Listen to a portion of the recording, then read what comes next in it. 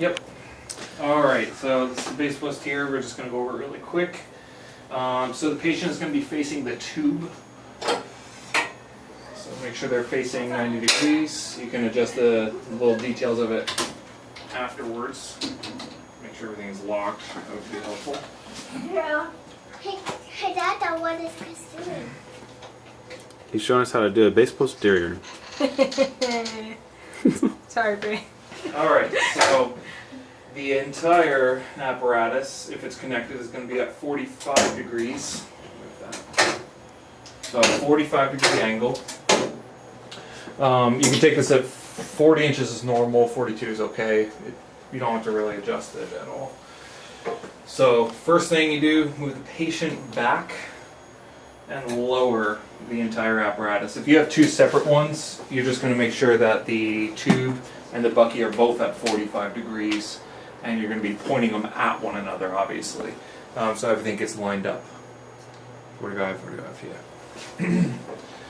So this is where it gets a little complicated, is you need the center, the vertex of the patient's head, to be at the center of the bucky. So to do that, you're going to have to do a little bit of finagling. You're going to lower the whole apparatus, and obviously I'm going to miss it. The center would hit the crown of her head. So we're going to bring the patient forward a little bit, and the bucky down. And here, Ponytail. actually, film this really quick. Sometimes, depending on the machine, the tube might actually hit the patient's knees. So just have the patient move their knees out of the way so that you can get as close as you need to. Go ahead and sit really tall. Good. So we're really close here.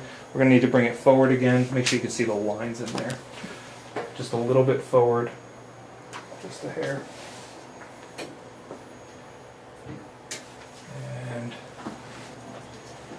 And you can be, as long as you're within an inch of the actual bucky, you're going to be good.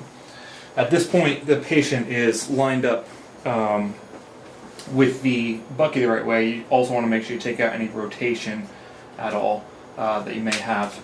So go ahead and take that rotation out just by looking. Make sure the patient moves their knees if they need to. And then turn on the light so the light's coming on. And this is where you're going to make some adjustments.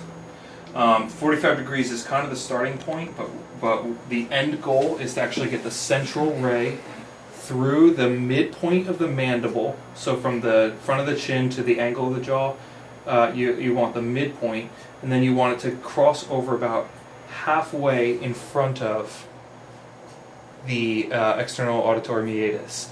This is easier if you have a separate tube because you can leave the plate at 45 degrees and move the tube independent of that. Because this is connected, that means that we actually have to move everything now, even though we just got it set up. So go ahead and bring your knee out a little bit more. What I'm going to do is actually increase the angle first, and then bring the entire thing closer. So it's actually going to be closer to her, or she's going to move towards us. And you can see the tube is pretty much in the lap.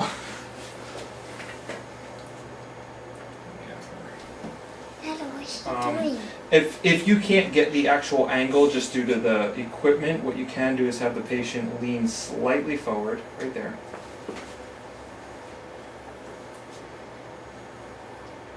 And then we're a lot closer. Central ray is coming through the center of the mandible and just slightly in front of the external auditory meatus.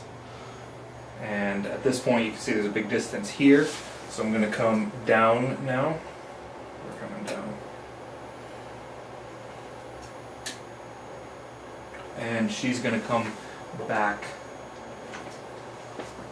into the light, and now you can see it's much better.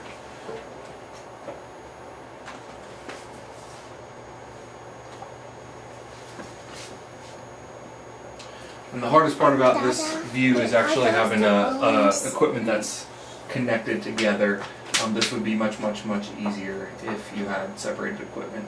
So in this case, I'm going to bring it down just a hair more, and you can see the line go back a little bit on the jaw. So at this point, the central ray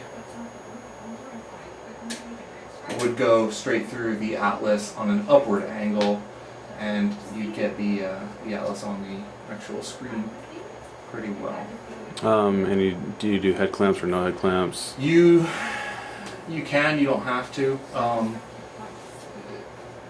And you're just visualizing from the front, You're tilts visualizing from the and front. If there's tilt, you can lean the entire patient over one side or the other with the head tilting. So you take the entire patient and lean them the other way and have them stay still. If you definitely have to correct the lean, I would use head clamps just to make sure they're staying there. that everything is staying put.